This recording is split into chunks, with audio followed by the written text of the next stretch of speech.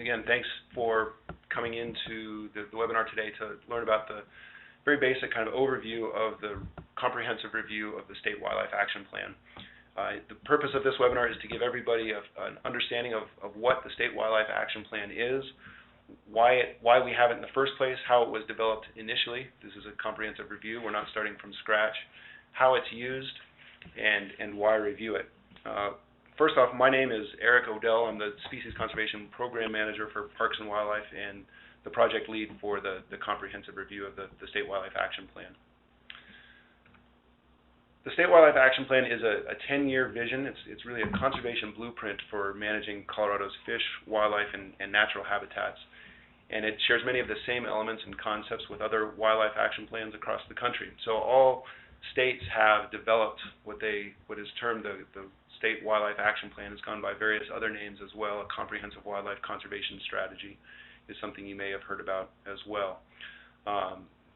It is begun in the early 2000s. A whole group of variety of agencies, NGOs, and others really lobbied hard, and this is kind of the fruition of a lot of further years of effort to get Congress to provide alternative sources of funding for fish and wildlife and habitat conservation. And this is a project that was coordinated largely by the Teaming with Wildlife, which is a group of the Association of Fish and Wildlife Agencies. As part of that, it developed a whole funding program, the SWIG program, State Wildlife Grant Program. And the SWAP, State Wildlife Action Plan, is used for two primary purposes. One is funding. If you don't have an approved State Wildlife Action Plan, you do not have access to the State Wildlife Grant Program. But larger than that, it's to initiate and to key into a collaborative wildlife conservation effort to make this plan relevant not only to the State Wildlife Agency, but also to the various conservation partners, state and federal agencies, NGOs, academics, and others. And so it's really not just a funding mechanism, but it's really a way to drive collaborative conservation efforts throughout the state and really throughout the region. And so Congress mandated that each state and territory develop the Wildlife Action Plan to have access to the funds. And the first version for Colorado was approved in 2006. By October of 2005, all of the states and territories had completed and submitted plans to the Fish and Wildlife Service's National Advisory Acceptance Team. And so we were happy to have that process done, and now we're in a 10-year revision cycle.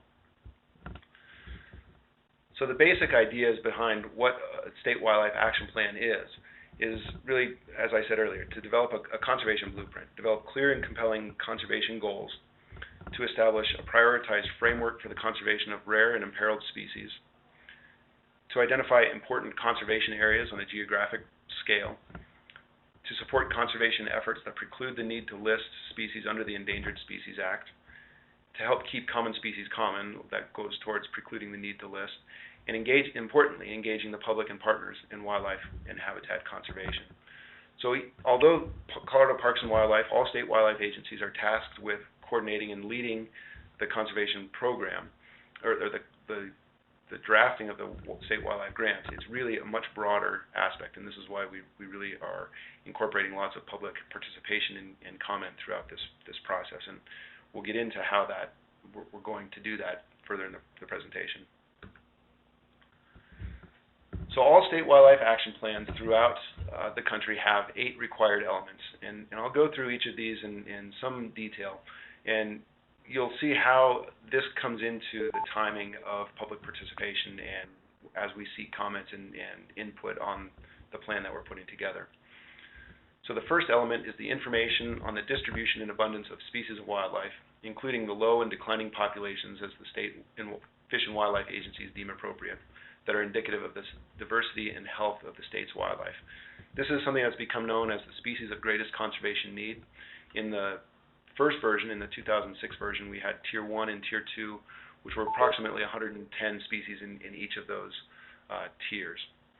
The second element is the description and the locations of relative conditions of key habitats and community types that are essential to the conservation of those species.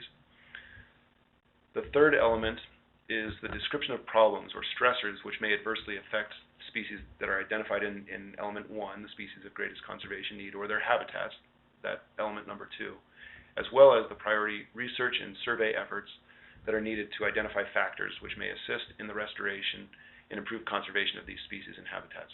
So really 3 is looking at the stresses of that are creating conservation need for elements 1 and 2. Element 4 is the description of the actions that will be necessary to conserve the identified species and habitats and the priorities for implementing these actions. So that's how are we going to deal with those stresses that we identified in element 3.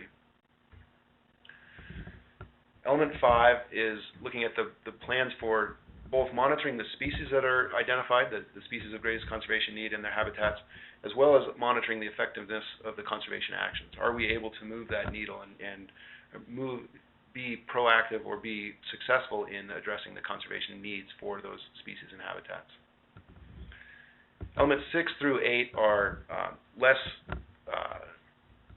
concrete and construct. They're really more just process-oriented kinds of aspects. Number 6 is the description of procedures to review the plan at intervals not to exceed 10 years. As I said earlier, the previous version was, the previous State Wildlife Action Plan was approved in 2006, so we are on a 10-year time frame to review this, this document. Element 7 is a plan for coordinating the development, implementation, review, and revision of the plan with federal, state, and local agencies and Indian tribes that manage significant land and water areas within the state. And so I have a roster of those agencies and others that we'll show in a moment. And element 8 is largely why, so element 7 is potentially why many of you are here. There are probably several federal and state agency representatives on the webinar today. Element 8 is to the broad public. And again, this is a document, a plan that's for implementation beyond just the state wildlife agency's role, but also all other NGOs, conservation groups, and so on. So 8 is the provision to provide the public participation as an essential element in the development in revision and implementation of the State Wildlife Action Plan. So here we are. This cover may look familiar to many of you. Some of you probably helped put together many of the comments to develop the initial Comprehensive Wildlife Conservation Strategy, or now State Wildlife Action Plan in 2006. And so from here, we're taking on a comprehensive review. We're reviewing all of the 8 elements that I just took the time to describe. And in addition to doing that comprehensive review, we're going to add 2 important elements that are new and novel to this version, to the 2016 version from the 2006. One is the climate change vulnerability analysis. We're working with the USGS and the Climate Science Center to look at climate change vulnerability to habitats. We're not looking at it from a species-by-species aspect, but from a habitat-to-habitat perspective. Additionally, there's a new component that was not present in the first version, and that is a rare plant addendum. And so we are going to be addressing not only wildlife species, but also plants in the 2016 version 2 of the State Wildlife Action Plan. So we're going about this in a very thorough and linear kind of way, and you'll see a schedule and a chart of how we're going about that shortly. Important to say that Colorado Natural Heritage Program, CNHP, through CSU is our contractor. We're working with Lee Greneau and Jeremy Seamers, our primary contacts for that. You may be getting emails either directly from Lee or from me if you're participating in this, and so we're glad to have them along. All 8 elements that I outlined are going to be addressed in the review, and again, the additional components of climate change and rare plants are going to be added. And we will have broad stakeholder and species expert engagement throughout this process. The Teaming for Wildlife, the OFWA, Association of Fish and Wildlife Agency group, has put together this best practices for state wildlife action plans. It's a document that's available online, and we are using that as kind of the guidelines for how to best go about this revision process. And finally, the comprehensive review, the document is due to the Fish and Wildlife Service September of 2015. And so that is a fixed, hard and fast deadline, the end of September 2015, but the revised draft must be in the hands of Fish and Wildlife Service. So to get to that, this is the timeline that we're proposing. you can see, and this is available on our website, and I'll provide you the link where our State Wildlife Action Plan is being hosted on the Colorado Parks and Wildlife website towards the end of the presentation. On the left side, you can see the 5 concrete elements that are being addressed in the State Wildlife Action Plan, element 1 through 5, the species of greatest conservation need, habitats, threats, actions, and the monitoring.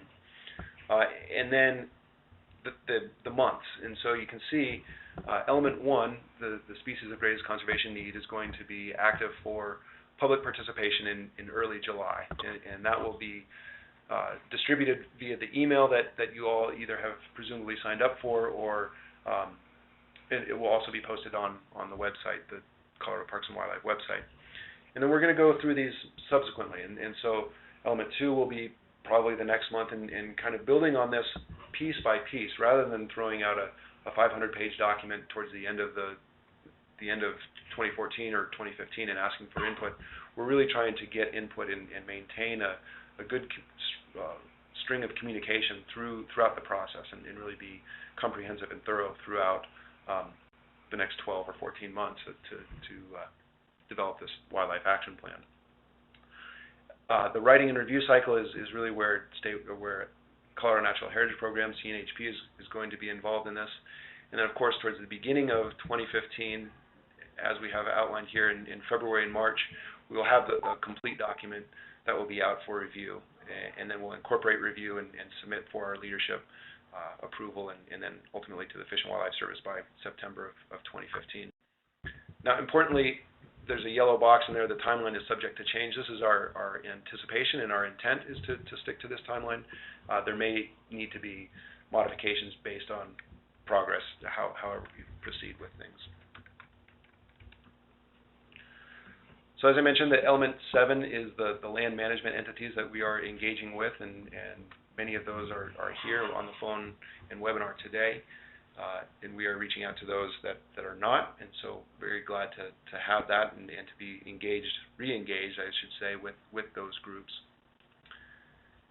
And then additionally, through element 8, where there are other agencies, NGO groups, academics, industry, sportsmen, land trusts, general public, and many others that we're going to be engaging with.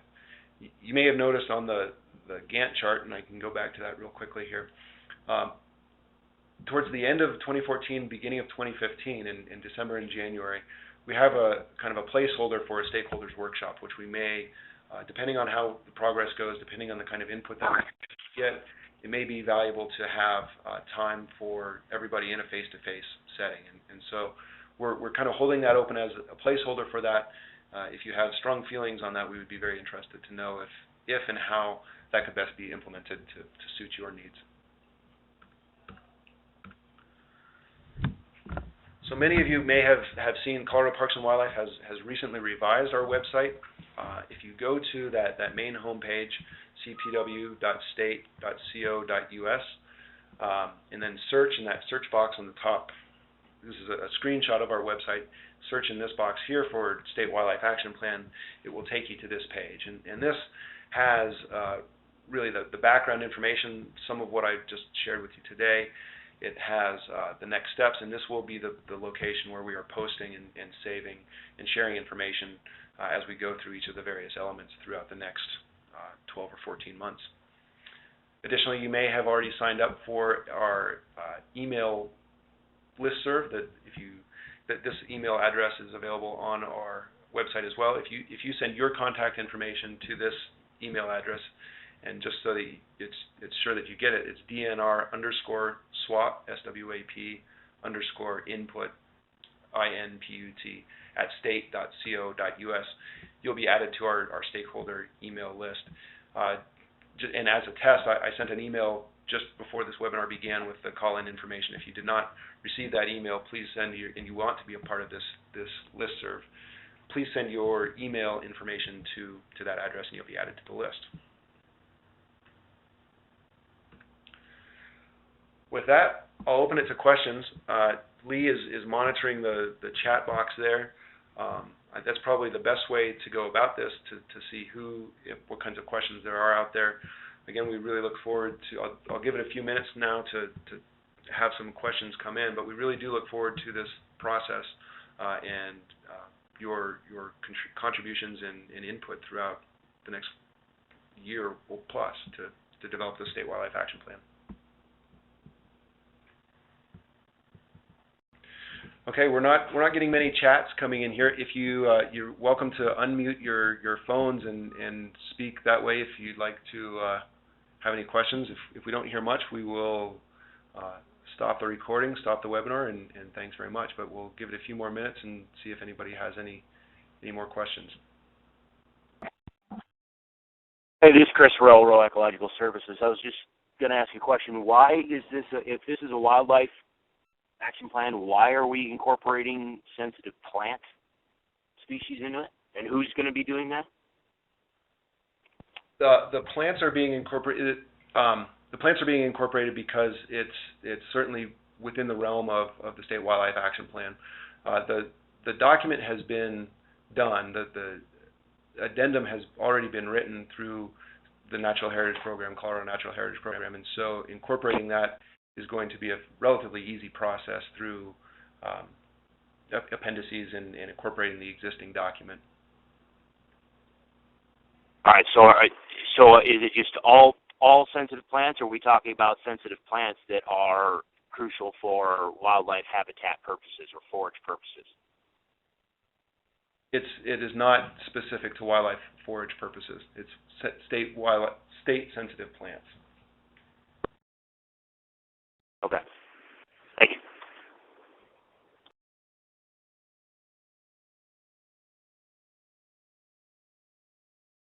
All right. Well, not hearing anything else, we'll sign off for now. Please do incorporate your information or send your information to that State Wildlife Action Plan input email address.